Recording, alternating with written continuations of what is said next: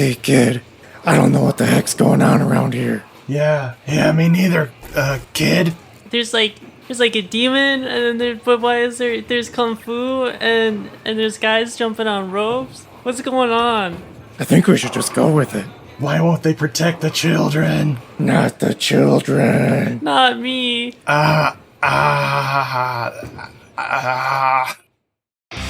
You ready to talk some movies, Brennan? Yeah, okay. Well, let's go!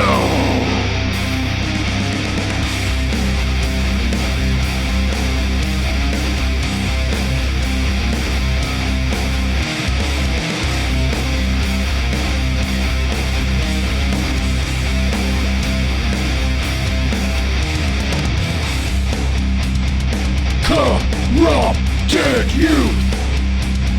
Corrupted youth! Corrupted youth! Corrupted youth! Hi, welcome to the Corrupted Youth Podcast. I'm Dan, I'm Brennan. and with us we have... Hi, I'm Richard. Hey. Hello. He's our special guest. But Brennan and I, we're a father and son duo that explores the latest blockbusters, classic genre films, and the schlockiest of golden age VHS rental store flicks in spoiler-heavy fashion. Oh boy, do we have a good one. Yes. So, our special guest, Richard, from Hello, This is the Doom Show. Tell the dongles about yourself. Well, I watch a lot of movies, like a lot, and do a podcast with my co-hosts called Hello, This is the Doomed Show. And we took a little break for 2023 because I woke up one day and said, we've been doing this for 11 years. Can I take a year off, please? So we've been percolating ideas for next year and just, getting back into the, hey, I actually want to record. I don't want to feel like I have to record. So, and, mainly it was just me needing a break. Everybody else is probably like, I didn't need a break. I was in top form, you son of a bitch. But I really wanted to get back to where it was fun again. And that's where I was like, it's always fun talking to my friends, but literally every other aspect of podcasting, promoting it, editing it, talking about it more than to myself, and my wife. So yeah, but we're coming back strong, and we do giallo movies and slashers, Italian horror, and we try to reach out into other cult genres of cinema too. But I think Italian horror and giallo is probably what we do the most. Yeah, you all seem pretty comfortable in that realm. Yeah, that's my jam. And yeah, if anybody hasn't listened to it, I highly recommend it. It's one of my favorites. Hey, thank you. And I got to be on one episode too. Yeah, a while ago. Yeah, that was where we did, what was the name of that one? Deranged? Yeah, dude, the other Ed Gein movie that isn't called Ed Gein. But very Ed Gein. Oh god, yes. We just talked about cheese curds. Yep. On topic as always. Yeah. I was definitely drinking beer during that episode, so it might not have helped. Oh, it helped. It helped you deal with me. That's the important part. Oh, come on now. But you also do other stuff too. Yeah. I've written some books about movies because it's a theme. I wrote a book called Giallo Meltdown, a movie-thon diary. It's where I watched too many Giallo movies and big, long movie marathons. Because like a normal person writing a book about a subgenre of film would just, watch a film, take some notes, think about it for a while, then write a little about it. No, I would sit there and actually do diary entries of watching the film and what I was eating and drinking and what the cats were doing. And then it was done.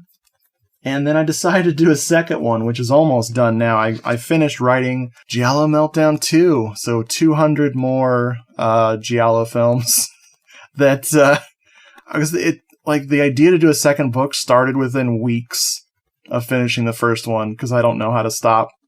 And all of these bootlegs kept popping up and all these like amazing downloads. And then we were in the heyday of Blu-rays coming out. So all these freaking movies are flying everywhere. So had to do a second book.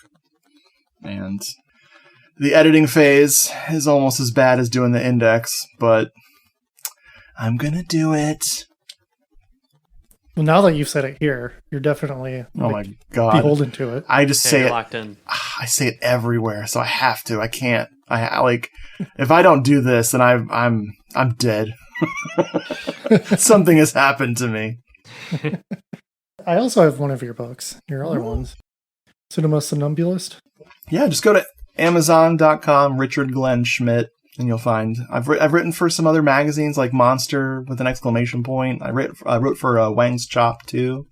And if you buy from them, you support those magazines. I don't get a cut of those, but those are excellent magazines. You're also a bit of a musician. Oh God, yes. I'm in a band called Gyrojets. And yeah, we're still kicking around, working on some new songs. I got another music channel on YouTube called The Slow Wizard, and that's all of my solo music. I try to make spooky music and ambient music with all my little musical gadgets. It's the other thing that keeps me from being productive in like writing. So, when I need a break from wordsmithing, I go make some crappy music. Well, you're quite the Renaissance man. Yeah, very busy guy. Yeah, I can't turn it off. I don't know what's wrong with me. So I don't blame you for taking that year off. Yeah.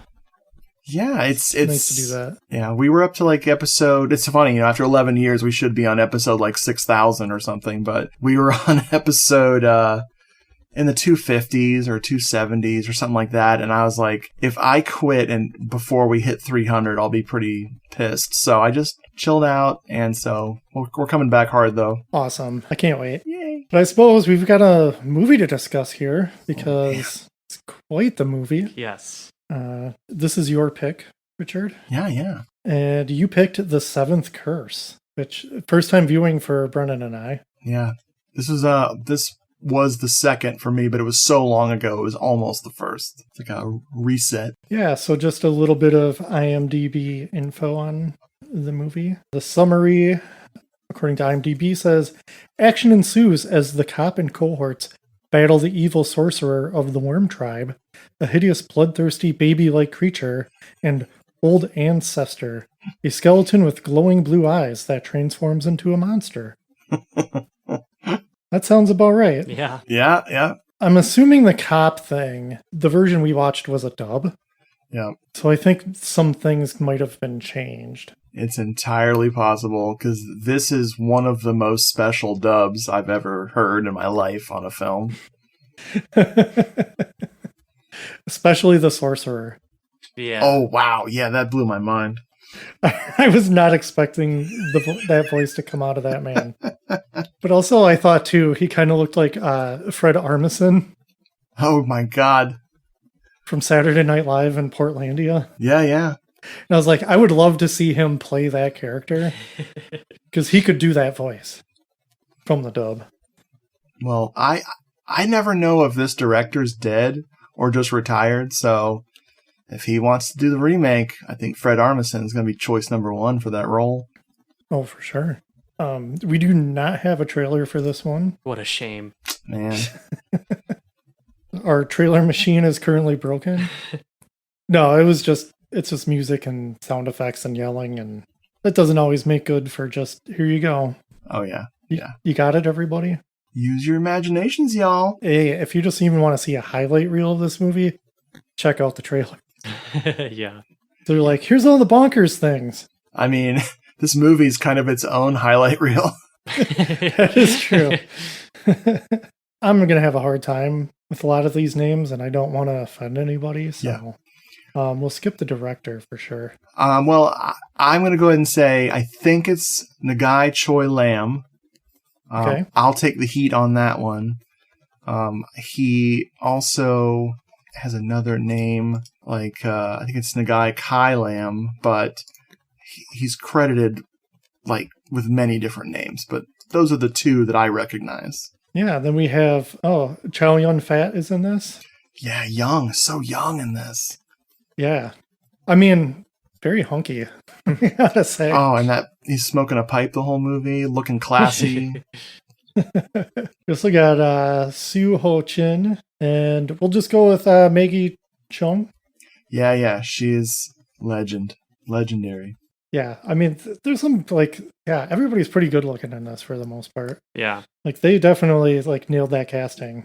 Keeping everybody's eyes on screen. Sometimes more than your eyes. All right, so let's get into it. I'll give the rundown here. The movie opens up with a hostage situation, and there's large police presence, and they've got this plan to send a doctor in who's named Chester in the dub. Which, what a name! It's a heroic Chester, yeah. We all think of all those tough guys of the 80s. Chester is right up there. Hey, you know what? It's easy to remember. Yep, Chester Young. And so they're going to send him in because one of the hostages had a heart attack, and they're going to send him in with a nurse who is actually a cop, and he's going to bring in a bomb in the first aid kit, cause a distraction. But the female nurse cop has been replaced by a pesky reporter, which in this movie is the version we saw. Her name is Sally. Holy shit. I mean, from the moment we see Sally, she's being a pain in the ass, but then she ups her game and literally hits this female cop with a brick. Yeah. And she almost ruins the whole thing because she doesn't know the plan.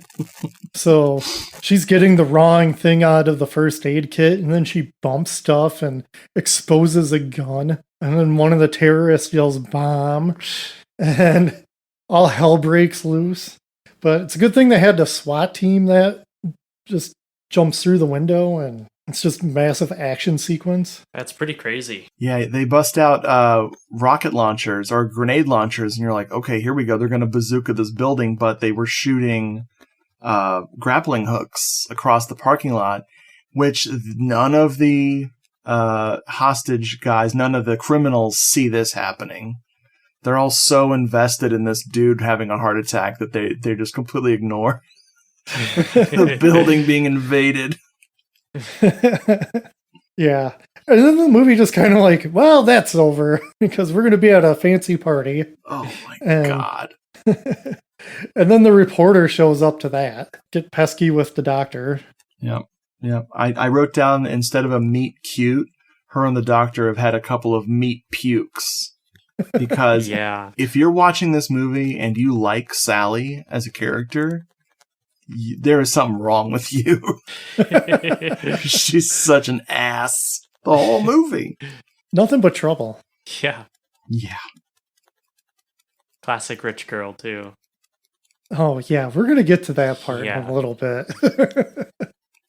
So the doctor is like, well, I'm leaving. And he gets in his fancy white Porsche, and she chases him down in a Ferrari and then challenges him to a race. Which I gotta say, both these cars look pretty cool. Yeah. There's some cool looking cars. She calls him idiot like 3 times since we've met her. And how can he be an idiot wearing those glasses? Those glasses with no lenses at all. They are just for show. Well, you can't have all that reflection on, cover up those gorgeous eyes of his. Dang.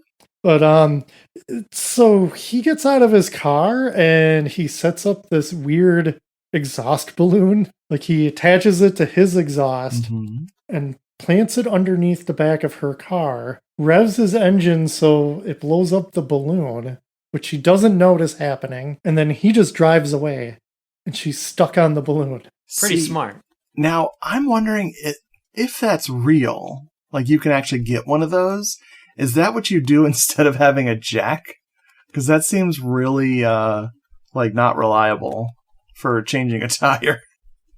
I can't imagine that's real. It seemed fake. Yeah, we should get, Mythbusters on that one. Oh, man. Yeah, so then the doc enters his home and just senses that someone is there. So he grabs a statue to use as a weapon. And it's just some random horny lady. And he's totally cool with it. Yeah. He's like, oh, okay. But then, He gets a surprise attack from a dude named Dragon. And Dragon's just there to give him his business card and reminds him that he has a blood curse and if it will relapse if he has sex. So, I mean, the next logical choice is for the doctor to have sex with the random lady who's horny for him. And that doesn't go over well because then the relapse happens and you see his leg get all veiny and then bubbles in one spot and just pops blood into that horny lady's face. I think this, if you've never seen a film from this director before, this is perfect. This will give you an idea of what all of his movies are like in terms of story structure. Oh, they have story structure in his They movies? have a let's, because there's a moment in the Siege where Sally sees a machine gun on the ground. And instead of showing her reaching for it and picking it up, like a normal pickup shot, director's like, not too boring. So it cuts from her seeing the gun and then her shooting the gun. And it's so disorienting that you don't even you just see a hand shooting the same gun. That's like, he has this weird, I think he gets bored easily. I'm not sure if he edits his movies, but he gets bored easily and just cuts anything. Like, this would be 3 hours long. This movie would be really long if he paid attention to actually explaining things. But he's like, nah, get that weird lady with the French accent in here. Now have that guy burst in. Now they're fighting. Now he's reminding him of something that is a very memorable experience you'd never forget. Yeah, it's this whole thing. Like, we call it an and then movie. Oh, yes. Where it's, and this is very much like it, but this is also one of the best examples of it because you want to talk about every and then. Yeah. Because it's always something happening. It's always something new and it's always crazy. Because this movie, like you said, he cut all the fat out of it. It's 80 minutes long, at least the cut we saw was. It's beautiful. You're in and out, and you go on that adventure.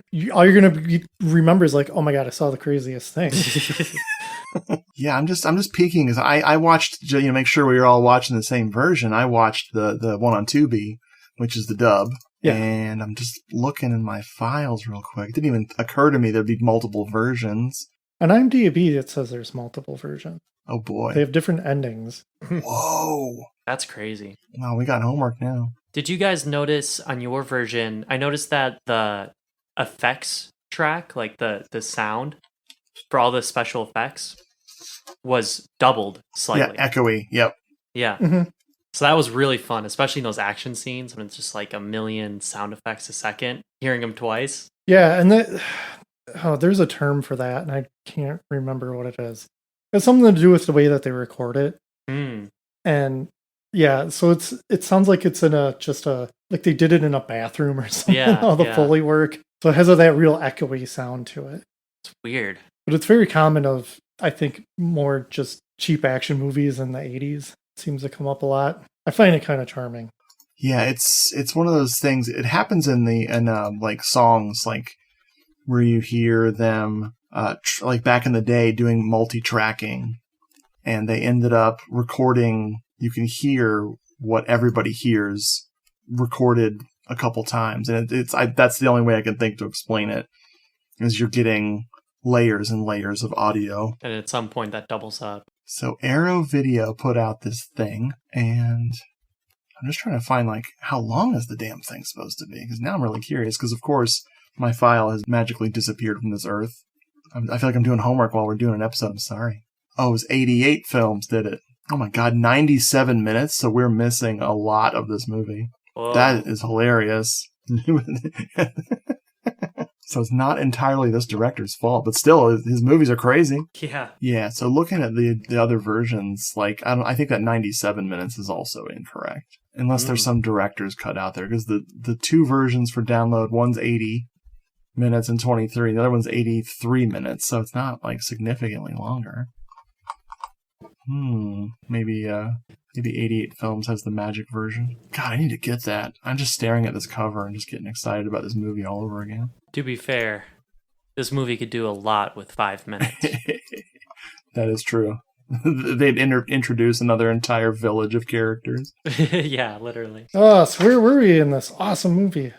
Dragon just told him not to bang, and he did it anyway. Yeah, so he's about to go see, after his leg nearly exploded, he goes and sees Leslie, his bud. I thought it was Wesley. Is it Wesley? I wrote down Leslie about 100 times, so we'll go with Wesley. It literally doesn't matter. But I was also questioning it the entire time. I was like, is it Wesley? Yeah. I kind of thought it was Wesley, too. Yeah. Never sure. We needed Mr. Belvedere to set it straight. Well, Wesley? he could set me straight. Or yeah. that kind of sounded like Picard. I know, yeah, that's what I was thinking. They both yell Wesley. But yeah, he goes to visit his friend Wesley and tells the tale of how he got blood cursed in a flashback. Oh my god. And so much happens in this flashback. I forgot it was a flashback. Yeah. Yeah, I'm like, oh wow, like the movie's really going on an adventure. But yeah, so he went to Thailand because he was searching for herbs to help treat AIDS. See? What a good cause. Humanitarian, yeah. Yeah, and also very topical for 86. Dude. Yeah. I mean, a blood curse that like gets worse when you have sex. I mean, it's barely a metaphor. Yeah, and he's hanging out with this professor guy who warns him. He's like, don't go over that hill because that's the bloodworm tribe's turf. So the doc does that exact thing. And on his way, he finds a sexy woman in the water. Yes, whose name might be Bonchu. Yeah, and they have like their whole situation's weird too. Yeah. Because he's like, drops his binoculars. She finds him and then gets freaked out by him and breaks them. So I was like, oh, is she like, I don't know. It was just kind of weird. Like, oh, you don't know what binoculars are. Yeah. And she didn't look like she was, she just looked like she was winning that wet t-shirt contest for sure. Yeah. But Oh, it didn't look absolutely. like any sort of like tribal outfit. So I was like, is this just some random lady? But no. Oh, she's connected. And she doesn't understand little telescopes.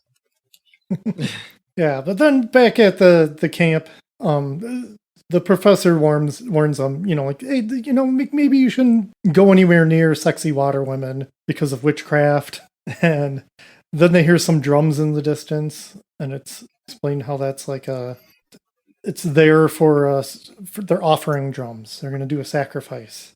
So then, obviously, the doctor and a couple other guys are like, sexy wet lady, that way, follow the drums. I go where she goes. And then we get to camp outside the evil temple. And this is where we get to meet the sorcerer Yes. for the first time. You know who I thought he sounded like? The singer from DRI. Like, I was thinking of, I think it's Thrash Zone or something. And I just imagine him just like doing some vocals on some tracks for DRI. Kurt Brecht. Kurt Brecht is the guy from DRI. God bless him. Yeah, kind of has like that always like forever youthful sound Yeah, to yeah. him. Thought he kind of sounded like the guy that asked the riddles in Monty Python, the Holy Grail. Yeah, so the sorcerer is using a magic crystal to determine who out of the 4 people he's going to use as a sacrificial offering. And our wet t-shirt lady is one of them. And he picks out like just like another guy. But then one of his crew seems to have an issue with this, the woman getting picked. And he stands up, and this is where it gets truly bonkers. And you know that you're in for some fun. If you weren't on board with this movie, this is where you get on board. Yep. Because seemingly out of the sorcerer's butt comes a baby. It's like just this bloodthirsty butt baby creature that flies at the man and just eats him. Yeah, it's Like burrows inside him and comes out. It's crazy. Like this thing's mouth is so big, it's almost cutting itself in half when it opens its mouth. It's like a weird Muppet. Yes. So great. I love it. Awesome. Like, why can't we have that be a craze? Yeah. Get out of here, Baby Yoda. Oh, We got man. bloodthirsty butt baby. Oh man, my friend did vocals in that band. Yeah, using Bloodthirsty Butt Baby for their first European tour. Then we have inside the evil temple, the two offerings get tied up, and the sorcerer douses this tomb with blood. And then this is where we get the cool glowy-eyed corpse that comes out. And the one guy who's being sacrificed just screams and pees himself, then passes out. Which that's a fun detail. Yeah, I like that. I love a good pee. I forgot where it was in this movie, but somebody also kind of barfs a little. Yeah, main character does later on. And I love that. Yeah. But the doc shows up and gets in a fight with the corpse, and this corpse is strong. Mm-hmm. It's just like a skeleton walking around, and all this looked so fun. Yeah. It's Like it even got in a fighting stance. yeah, it's a lot of big imagination and not worrying about how it looks in the small details. Just going with it. Just go. Mm-hmm.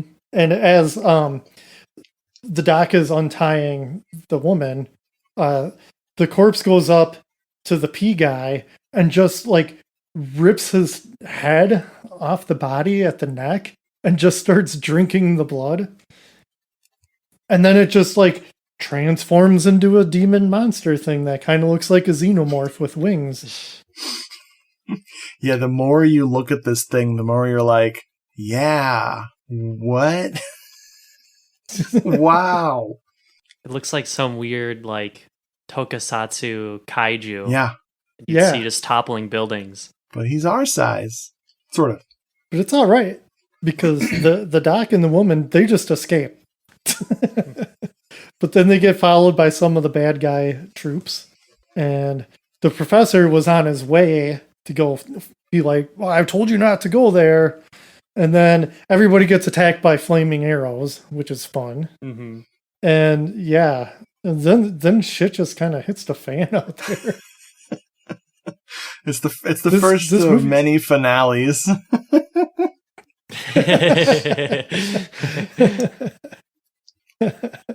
Yeah, but then they get captured. So then it's back at the temple, and now the professor and the doctor are both tied up, and the professor gets some He-Man slime dumped on his head, and then that makes him like break out in a rash like I currently have.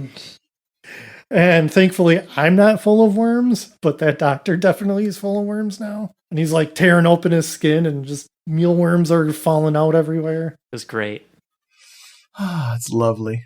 It's definitely gross out, that's for sure. And that's the scene where Chester almost throws up. He's like, what? Yeah, and then the doctor, he has to swallow some bloody teeth, and that's how he gets his blood knee popping disease. Yeah, there's your blood curse that only gets more intense when you get horny time. And then the sorcerer just leaves them alone. He's like, well, my work here is done. Movie needs to happen. And the doctor uses the professor's magnifying glass that got dropped. And somehow there's just enough light to shine through it so he can burn through the vines that are tying him up. And then he has a knee popping escape because his knee starts popping. I thought the whole magnifying glass thing, that was a little too crazy for me. I mean, Are you kidding me? it, They're I pushing thought it was with them. nighttime. Right. They're inside this cavernous temple too. I mean, I think focusing on this moment is not what the director wanted us to do. He wanted us to just No. be like, man, I love how he escapes. Perfect. He's so smart. Oh, Chester. He's stumbling around through the woods and he gets found by the water woman who just instantly disrobes. Which, I mean, I'm not going to Yes. complain. Thank you for your service, Me neither. ma'am. but this is a weird part too because she cuts open her boob Yep. and then pulls out a bloody bonbon from inside it and then makes the doctor eat it to hold off his blood curse. Yeah. Okay. Yeah. You did say that's exactly how it goes, yeah? If That's if she had said anything, she would have said, "Here, eat a chunk of my boob. It'll heal ya." But she didn't say that because she didn't need to. We said it in our minds for her. This director's so smart. I'm just filling in the blanks. Next thing you know, it's dawn and that the flashback is over. And as soon as that's over, he's still like hanging out with Wesley. His knee pops on the couch. And you're like, oh yeah, that's right. We were here. The curse is still happening. And then Wesley's like, whoa, dude. Like, if once that reaches your heart, you're going to die. And I think he says he's got, 7 days? Yeah, you got a week to live. Because Wesley is somehow like some occult expert. Seems like later on he's got a lot of occult knowledge. And his wife does too. Like, they could go on a cool adventure together. I'd watch it. Yeah. Especially if it's the same director. Yeah, I'd watch it. Maybe they could let her be a character in those adventures instead of just like lady with shoulder pads. Go get coffee. That's crazy. Patch the doctor up. She's behind the scenes, she's his support system, so. Yeah, I think if they could flesh him out a little bit more, it'd be like a fun Ed and Lorraine Warren. I mean, she's no Sally. Thankfully. The doctor's like, well, I'll just go back. I'll meet with this Dragon guy and we'll search for a cure. But then, speaking of Sally, she's just there because apparently she's somebody's cousin or something. Yeah, she's Wesley's cousin. And she's like, I'm going to go too. The doctor's like, the hell you are. And then the doctor's just now at a swanky hotel. And it's a pretty big hotel. It's very, like, multiple rooms. It's just a really rich guy suite. Yeah, we get a nice establishing shot of it. And I was thinking, like, all right, maybe this is like a man of adventure. Mm-hmm. He's just doing this all the time. Kind of like a swanky Indiana He's Jones. globetrotting. And he notices that there's a plethora of guns on the grand piano in there. So he goes up to check him out. And we see a pistol with a laser sight come around the corner and take a shot at him. And it's just Sally. Just goofing around. Yeah. What is she doing? And he's like, you scamp. And it's just saying it out loud seems crazy. I feel like I'm telling you guys, I'm making stuff up as I go along. This sounds like a big lie. I love it. And he's like, well, I don't want you coming with me. You're just gonna be trouble. And she talks about how, like, she's some rich guy's daughter. Like, her dad's some type of famous tycoon. Yeah. Just to explain where all the guns Yeah, come she has a platinum card with an unlimited limit. Yeah, but he just ties her up so she won't follow him. We don't see how that happens. She just does. Then he gets a weird van ride to an old temple, and he meets Dragon there, and they are immediately jumped by 20 guys. There are guys coming out of every corner of this place. That Dragon was waiting for the doc to show up. So how they all snuck in there, and they're all wearing like some pretty loud shirts too. And it's a pretty fun fight scene though. Yeah. Yeah, more of that weird audio with the dubbing, with all the echoey effects. No idea what that is about. But then the reporter Sally shows up again. She's just there shooting a gun. She just shoots a couple guys, and that's the end of that situation. It's a fever dream. It is. Yeah, especially doesn't help that the cuts between these scenes are so abrupt. Yeah, I can't. Like at one, it'll be like Sally shooting something exploding, and then it'll just like cut. You're in a different scene, and the time of day is different. And it's like, oh, like disorientating. Yeah, I don't know. I have no idea how any of this happens. Like, what is the process of any of this? Like the writing and the directing and the editing. It just, it never stops. And it's like, I imagine that he had a plan in his head and wasn't telling anybody what it was. Normally, like, this would bother me in a movie, and I'd be really bothered by it. Yeah. It doesn't bother me in this one. I'm just like, all right, here we are. This is it. You just have to go with it. The farther I get into my film fandom as the years go by, the less I care about story at all and how things should make sense. If I'm watching a movie that's taking itself very seriously and all of a sudden it breaks its own rules, I'll be like, what? But if I'm watching something like this, where it's going to break its own rules like multiple times in the same scene, then I'm like, well, yeah, it's fine. you do you. It kind of gives me Boogeyman vibes. Yeah. I know you know that. Of course. That movie's wild and just constantly just making it up as it goes. It's another, like you called it, an and then movie. Exactly. We should cover that one, Brennan. Boogeyman.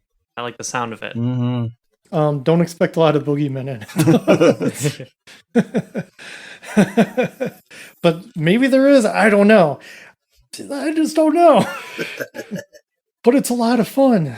So, okay, our gang of people go to Dragon's village, where they find out all the children have been captured for sacrifice. Yep. So no kids, aka heaven. And I was like, oh, now it's like, this is kind of giving me Temple of Doom vibes. Yeah. If that wasn't an influence on this movie, then I don't know my business.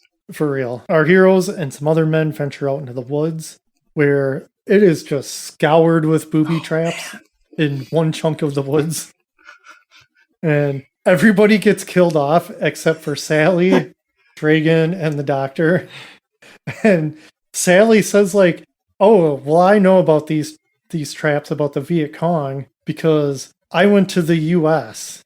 and read some books. Hey, knowledge is power, everybody. That's right. Read. It's funny, too, because they're all doubting her. And then she just finds and, like, intentionally sets off a booby trap to disarm it. And no... So she kind of right? But no one's reacted to the 6 or 7 guys that's died. Like... Yeah, Sally just takes a picture of them, even. Like, all smushed together. And one dude ripped in half. Like, totally ripped in half. Fulci style. Oh, that's right. He gets, like, flung up in the air. Mm-hmm. That was fun. Yeah, man. Yeah. Not for him. Dragon decides to scout ahead while the doc and Sally begin to argue. And while the doctor has his back turned to her, Sally just falls into a random pit. And he turns around and he's just like, oh, she's gone now. And Dragon returns and he's like, hey, I got some info on the kids. Where did the lady go? The doctor's like, she just ran off. I mean, I bet he was pretty happy for her to not be a problem anymore. Exactly. I mean, sure. She gets to be out of the movie. Maybe that's what it was. Like, well, we can't have her around for this part of the movie. But the doc and Dragon, they meet a woman who covers half her face. This wasn't Water Lady, was it? Yeah, that's her. Yeah, it's Water Lady. It is Water She Lady? back. I wasn't sure. Okay. Yeah, she's got half her face covered because, like, well, we all know what's going to happen with that. If anybody is being really insistent on not showing half their face, then she lets the doctor know that he only has 3 days to live and he's got to get some magic ash to cure himself. So, and then we see the worm tribe has captured the reporter and she's brought to the sorcerer, and she takes a photo of the sorcerer and kicks him in the gut and then runs off into a foggy cave. And that's the end of that scene. Yeah, that was her big plan. I mean, it kind of worked, right? Yeah, nailed it. And the next day at the village, Dragon says that the reporter must be dead or captured. And they're just like, meh, she's not back by now. And so the two, this part, they get into like a Jeep and they just launch themselves into the evil camp and drive up to the entrance of the temple, and they just get out, base everybody running at them, and just start blasting everybody. Dude. It was wild. No stealth. Nope. No planning. I love how they built it up too, because they were like showing the village, and then you hear the engine, and you see everyone start to like freak out, and you think that they're just gonna drive up, but all of a sudden a house just explodes, and they're flying through it. Really wild. Yeah, this movie is like, forget this like subterfuge, forget the nighttime sneaking around. That's boring. Let's just do a full-on assault in broad daylight. Yeah. Yeah, I'm surprised nobody yelled Leroy Jenkins. Because that's the exact approach they had. And then they are making their way through the temple, and the doctor's just blasting guys with a shotgun. Dragon's just shooting arrows at guys. It's really cool. Super cool. Lots of fun wire work. Mm-hmm. I like how they give a little attention to either side too. Showing Dragon do something cool and Chester blasting guys. And Chester doesn't bring enough ammo. All the freaking guns in the world back at the hotel room, and all these machine guns and everything. And he's like, just out of ammo already. I'm like, what?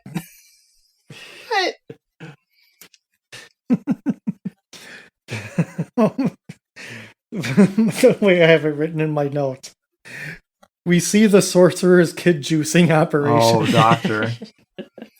So this is next level, forget protecting the kids, forget rescuing the kids, forget implying what's happening to the kids. No, we are literally showing these kids being dropped into a stone crushing machine in order to juice them for the master.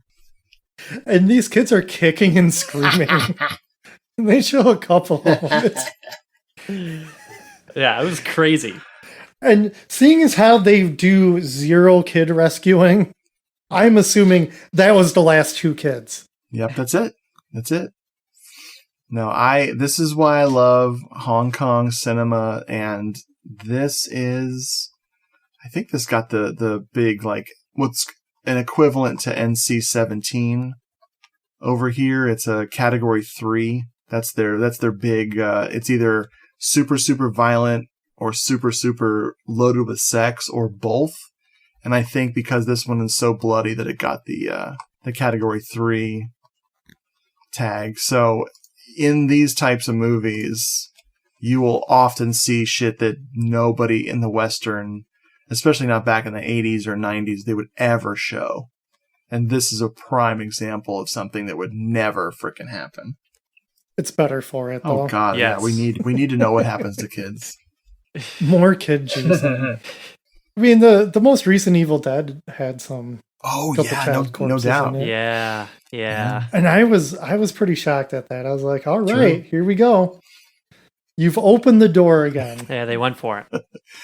Let's put some children in danger at least. Mm-hmm. Yeah. Meanwhile, 30 years earlier, Hong Kong's like, what? You have a problem with killing children in a movie? Why? What's wrong? I mean, it's a good way to make your bad guy bad. Yeah. Real bad.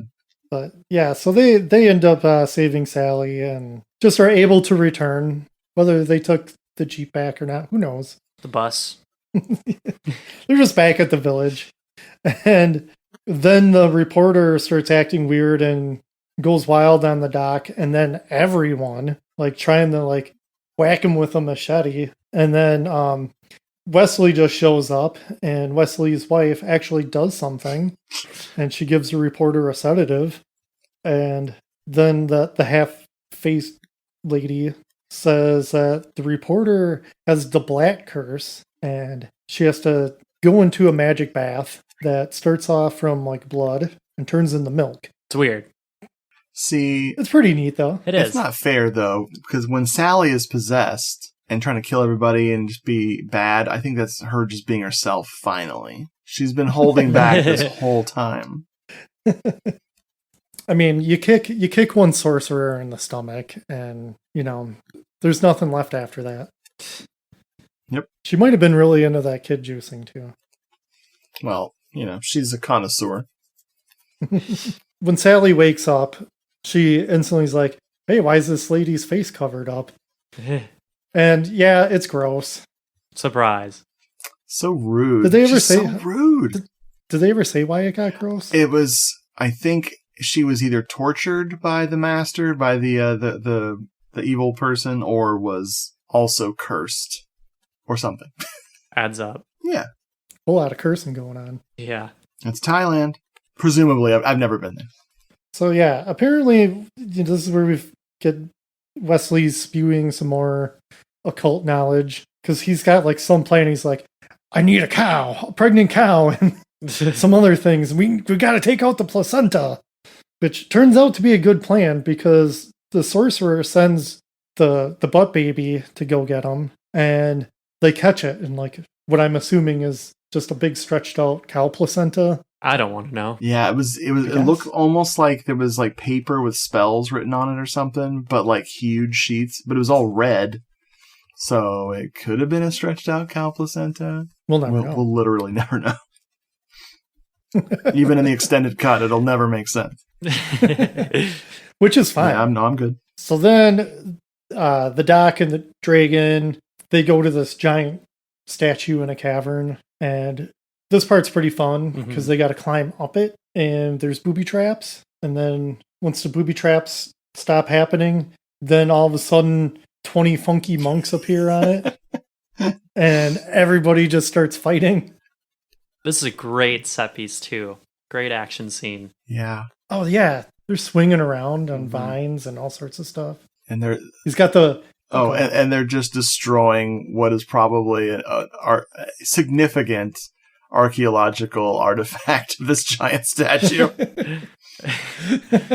Yeah, the Doctor has like the Batman grappling gun. Yes. And because he falls at one point, and it's just really cool. I mean, it's hard to like talk action sequences. Yeah. He punched him then, and then he punched him again, kicked him. Fighting stuff. What I do like about this Doctor, he's great because he'll fight with martial arts for, maybe the first half of the fight, and then he'll just bring out his pistol and just start blasting guys. Like he gets like fed up almost.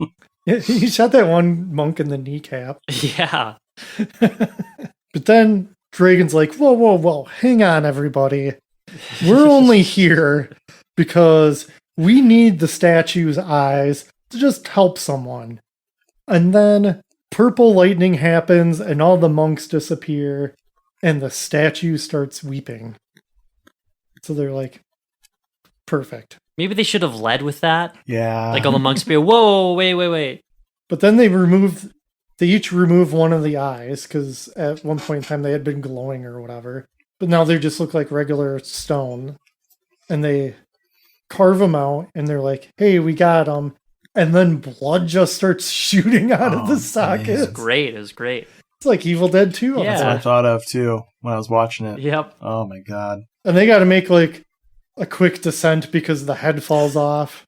And then it's rolling after them. I can't think of a movie where I've ever seen something roll after a couple of people in like some type of ancient location. What's crazy is that that's the only scene I could concretely remember from this movie before last night rewatching it. And I remember distinctly at the time, the first time I saw it, thinking, man, that's dumb. That like statue head rolling around after them, that's like dumb. And now I'm like, I'm dumb if I ever thought this was dumb, because this is great. Oh, yeah. And the scene goes on for a while, too. Yeah, it's almost following UHF a little bit more. Maybe UHF got it from this. Like, if UHF wasn't a comedy, it'd be this movie or something. Because it's like, they couldn't like, oh, I'm going to turn, and then the head just falls. Not so fast, you took my eyes. But then the head just ends up in a spot where it just stops. And it barely, like the Doctor barely gets away with getting crushed. And then they're like, hey, let's crack these eyes open. to reveal like a glowing orb. Pretty cool prop there. Hmm. I like that. And then he's like, hey, you got to swallow that thing whole. And the doctor just does. He's like, again, fine. And it's like the size of a baseball. Yeah. dude. It's like the Jawbreaker from Jawbreaker. The Jawbreaker from Jawbreaker. Oh yeah, have you seen Jawbreaker? Is that what it's called? No. Yeah, Jawbreaker. Hold on. My brain just is like, that's definitely what that movie's called, dude. The one with Rose McGowan. Yeah. Rose McGowan and frickin' Rebecca Gayheart, where they accidentally kill their friend with a giant jawbreaker. It's actually smaller than the orb that he has to eat. I've never heard of it. Oh, dude, you're missing out. It's 90s as hell. Ooh. That probably explains it. No, it's delightful. It's a weird dark time for me. Well, this will light your way. I'll get rid of my 90s curse. Yeah, it is a very it's a satire, very dark humor. And it's Rose McGowan it's peak Rose McGowan. She is unbelievably gorgeous in it. I'll have to check it out. But first, the village is under attack. And then we're back at the evil temple. Oh boy. Where Dragon and the Doc confront the sorcerer, who has blood primed the tomb again. Then Dragon and the sorcerer face off, and the sorcerer puts on like this cool claw glove. Mm-hmm. And I'm like, this is going to be really cool. And then it ends up just being a one-sided fight. And the sorcerer just gets kicked onto the tomb, which then opens up and he gets yanked inside. That was great. And guess who's back? Ancestor dude. Yep. But he's just driving the tomb around, chasing people. Oh, That was awesome.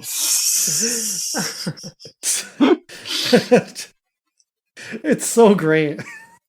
I forgot about that. That's of course too. I was watching that like in my apartment, and that's right as one of my roommates walked in. So that was completely out of context for him too.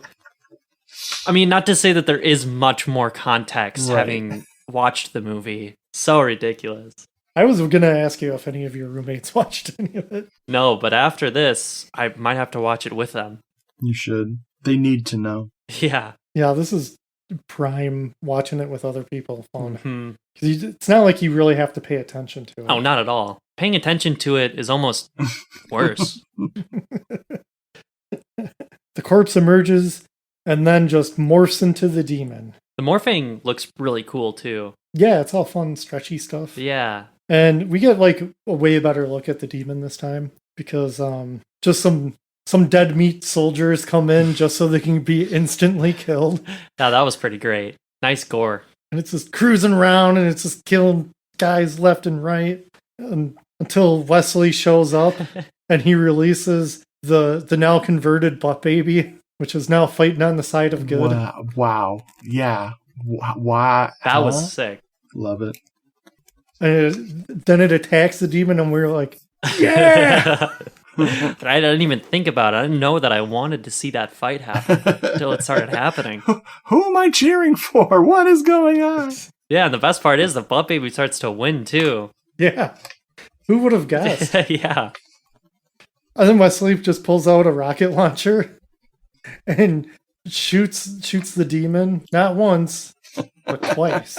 Because and the second time is at close range too. Yeah. Because he can see the heart beating inside it. Oh my god. My favorite detail here is his wife in her frickin' big shoulder pads, all white, head to toe outfit. She like turns when the explosion happens right beside her. Not a drop of blood on her white outfit. Frickin' perfect. It's like Scotch guarded Stay or some classy. shit.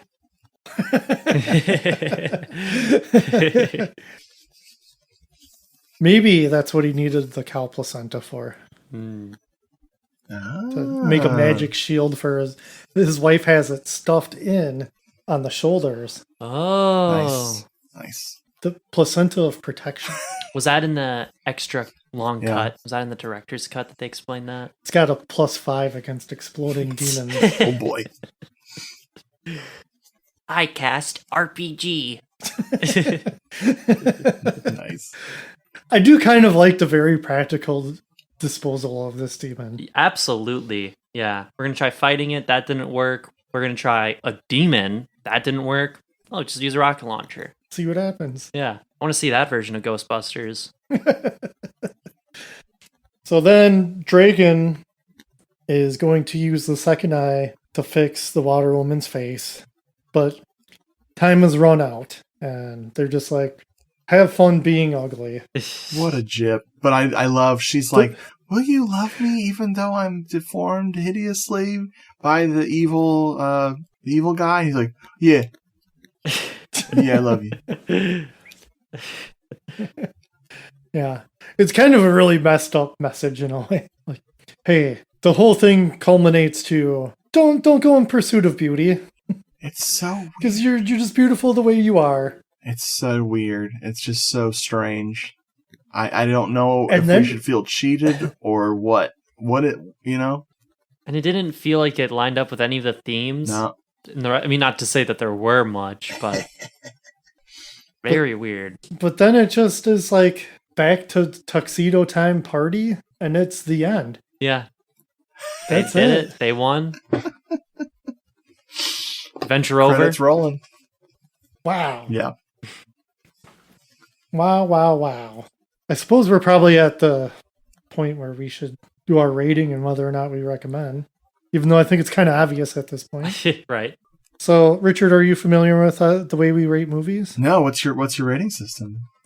So, it all stemmed from the trailer for Garbage Pail Kids, the movie. And it's the way that the announcer guy would be like, Garbage Pail Kids, the movie. And that's just kind of, I don't know. It was just a joke. It was a between running us. joke between us. Yeah. And we decided that was going to be our rating system. So it's how you say the word movie. It's how you rate it. Okay. So, I mean, as long as you emote something in either Sure, direction, sure. we kind of get it. Brennan? I would say The Seventh Curse. It's a movie. I mean, it's not. Well, it's a movie, but it's a movie. Like, it's not so much a movie in terms of structure, but in terms of like entertainment. Absolutely, it has everything you want. It has explosions. It has guns. It has kung fu. It has boobs. It has more explosions. It has demons. It has gore. What more could you really ask for? And would I recommend it? Yes. I would recommend this movie. I mean, again, it's not anything like spectacular. It's not going to win any awards. But if you want just a bonkers, crazy movie to watch, I couldn't think of many better options than this. Nice. It's high praise for a movie that's pretty, I don't know, pretty low budget, pretty goofy, but it's fun. What about you, Father? I'm going to say this is a movie. It's got, like you said, everything you want. It's like, what are you into? It's here, Yeah. pretty much. While the structure is all over the place, it's very back and forth between the village and the evil temple, but it's just wild. And I had a lot of fun with it. And I was just watching it by myself, not feeling the best on the couch, just like, ugh. And I had a moment of like, I can't believe I put this off and I got to watch it now. But it brightened up my day. Nice. Yeah. Nice. Do you recommend it? Oh, absolutely. This should be like required viewing. Yeah. I mean, I definitely will pursue other movies by this director. You absolutely should. If it's anything like this, I'm totally down for it. Anybody else have anything else they'd like to add? Again, I'll say The Seventh Curse is a movie. This is the stuff that dreams are made of. Sped up maniacal dreams that you get from eating weird food right before bed. Something you've never eaten before. Something spicy right before bed. This follows in that tradition of Hong Kong horror where it's probably vaguely racist that whenever anyone goes to Thailand, they come back with curses of some kind, but it happens over and over again in this genre. A whole genre of black magic films is built on Thailand or Indonesia or some other country that the people in Hong Kong would vacation to. But this is a lifetime's worth of crazy ideas in one movie. And this director, I guarantee you will see something insane. The movies I recommend from him would be Ricky O, The Story of Ricky. And you've never seen anything like that one. That one is kind of weirder than this one in a totally different way. Killer's Nocturne is one where our pal Chester Young, the doctor, he has to go on the run, and in order to get revenge on the people who ruined his life, he trains as a boxer, but only as a boxer that loses consistently. So he gets this superhuman skill where he gets the shit kicked out of him so much that he's undefeatable. So he returns to Hong Kong from Australia, a super mutant who can't be beat up. And the gangsters attempt to kill him, but they can't. And that's like it's the very short version of that movie. It's wild. Highly recommend the Peacock King is another one that's insane. Peacock King is more like this one, more like, let's go to a small temple somewhere and there's all this magic and monsters. You're going to love that one too. And he's done some like really brutal, violent action movies. Her Vengeance is really good. And just, yeah, highly recommend it. And also, Chow Yun-fat, he's done all kinds of crazy movies.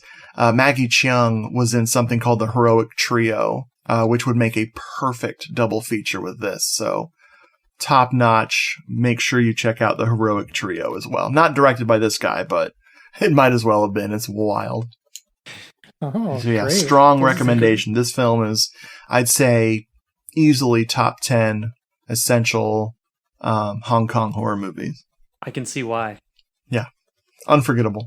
Yeah, I'd say like I'm not really familiar with a lot of Hong Kong movies other than like just straight martial arts stuff from when I was a kid. Yeah. So knowing that they're putting out wild stuff like this, I'm always looking for new things to get into. Yeah. Sounds like the perfect new genre. Yeah, there's a couple of books I have right here for all the people watching on video. That aren't watching because it's not a video. There's Sex and Zen and the Bullet in the Head by Stefan Hammond and Mike Wilkins. You could probably find this book used for $3 on Amazon. It's just a great overall view of genre cinema in Hong Kong. And I have another one that might be more expensive. It's by Daniel O'Brien called Spooky Encounters. And that one's specifically about Hong Kong horror. Both of these are great primers if you want to dive deep into the Hong Kong cinema. You have a lot to watch. It's insane. I've been watching this stuff since mid-2000s and I've barely scratched the surface. Nice. Good to know there's a lot out Tubi there is for insane. Yeah. Tubi is a great resource. Yeah, dude, I don't understand. Tubi's really a champ. I love it. Tubi's awesome. They've got one of the best, like, just categorization for everything. Like, the categories they have are great. And the fact that they just have one like Italian horror and giallo. Nobody. Yeah. Mm-hmm. Nobody does that. And like, I don't know, I've been spending a lot of time on there lately, finding something and putting it on. And I'm like, I've never heard of this one. Like, where did they get this title from? I mean, thanks to Tubi, that's the only reason I was able to watch all the old Ultraman series. You constantly have, like, foreign movies, crazy, weird, new, low-budget movies, too. And I think I had maybe 2 ad breaks Same. the whole time I watched this Yeah, I movie. had like 2 or 3. Crazy. And they were short, too. Yeah. So, keep it up, Tubi. Yeah. We didn't even get paid to say any of that. Well, Tubi's listening right now. Of course they are. These are our people. Tubi always Hi, knows. we're Tubi. I'm Timothy Tubi. That's my cousin Jack Tubi. To be honest, I love your channel.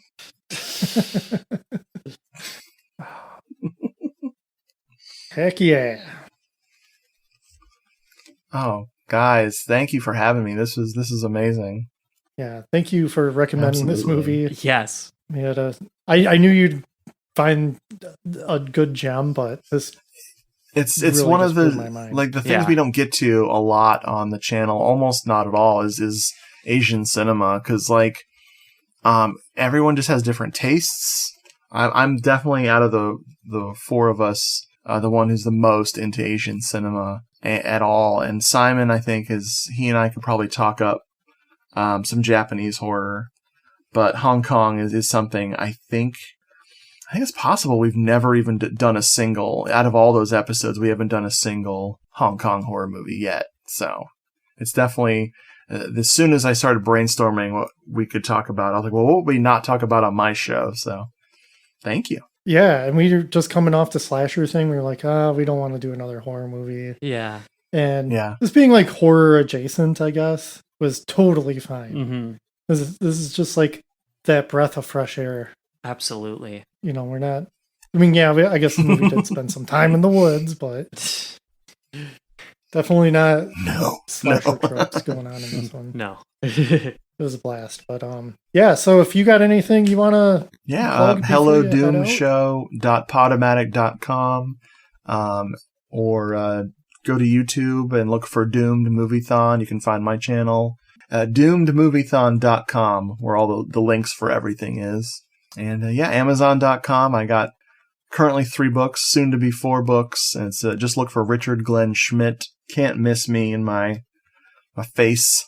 Yeah, and if anybody's out there who maybe you don't feel like you're cool enough, visit our TeePublic store, grab yourself a shirt. I got a Spooky Time shirt up there if you like cute Halloween stuff. That's my contribution to Halloween. Well, I'll just make something cute. And then there's going to be a link for that in the show notes. Contact us. Let us know. Maybe you've got a favorite Hong Kong movie that you want to have us watch. They can explain the plot to us. Maybe you've seen this movie and you're just like, I got to tell somebody about it. Mm-hmm. Right on in. Our email addresses.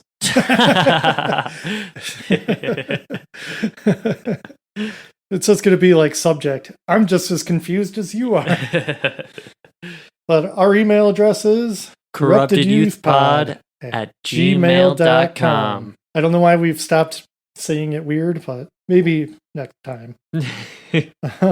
Visit us in the Dongle Den on Facebook. Richard hangs out there, and you can show us your memes and stuff. And it's mostly what it is, and other podcasts post in there. So check it out. And thanks to our listeners to the Dongles. That's you guys. Without you, we wouldn't have tens of download every month. We appreciate it. This will never be monetized. But Thank God. We love you anyway. And to our fellow podcasters, such as Richard, thank you for your support. And hang in there, Dongles. Bye.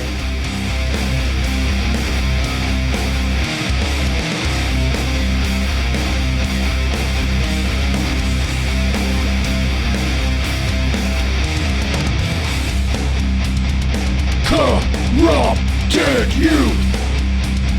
Corrupted youth! Corrupted youth! Corrupted youth! I feel like I got Floridas in my armpits.